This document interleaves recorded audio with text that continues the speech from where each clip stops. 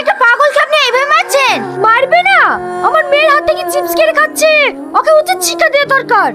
উচিত শিক্ষা? সেটা তো 7 বছর আগেই দিয়েছিস, আজ আবার নতুন করে কি দিবি? মানে তুই কি বলতে চাইছিস? তোকে আর কি বলবো বল, আর বলার মতো বাকি বা কি আছে? তোর তো দেখছি খুব চ্যাটাং চ্যাটাং কথা। চালাস তো একটা চায়ের দোকান। আমি চায়ের দোকান চালালেও আমার একটা মন আছে রে, তোর মতো বেঈমান না। ওর তোকে আমি বলিনি তোর যা লাগবে আমার দোকান থেকে নিবি? চলো, দেরি হয়ে যাচ্ছে। হ্যাঁ হ্যাঁ চলো।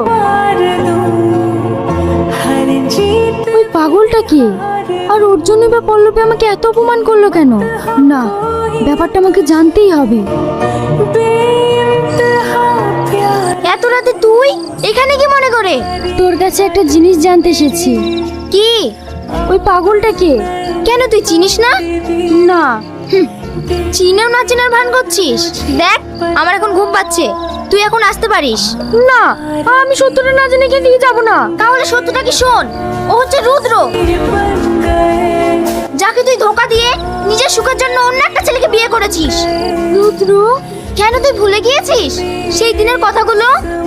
কি রে, আজ তোর রাখাল প্রেমিক কই, দেখতে পাচ্ছিস নি? ওই দেখ দাঁড়ি। আচ্ছা তুই না, তোকে একটা কথা বলবো। হ্যাঁ বল। পৃথিবীতে এত মানুষ থাকতে তুই ওই রাখালের প্রেমে কিভাবে পড়লি? কেন, রাখাল হওয়াটা কি অপরাধ? ওরা কি মানুষ না? ওদের কি মন নেই? ওরা ভালোবাসতে পারে না? ওই রাখালই আমার জন্য সবকিছু। সে বুঝলাম, কিন্তু তোদের এই সম্পর্কটা তোর ভাই কখনো মেনে নেবে? জানি না, কিন্তু আমি ওই রাখালকে অনেক ভালোবাসি। এই তোরা কথা বল, আমরা আসছি। আজ তোমাকে দেখতে খুব সুন্দর লাগছে। কেন, অন্যদিন দেখতে আমাকে খারাপ লাগে বুঝি? না না, আমি সেটা বলিনি, কিন্তু আজকে তোমাকে দেখতে খুব সুন্দর লাগছে। আচ্ছা ঠিক আছে, আমি এখন আসছি, আমার স্কুলে দেরি হয়ে যাচ্ছে।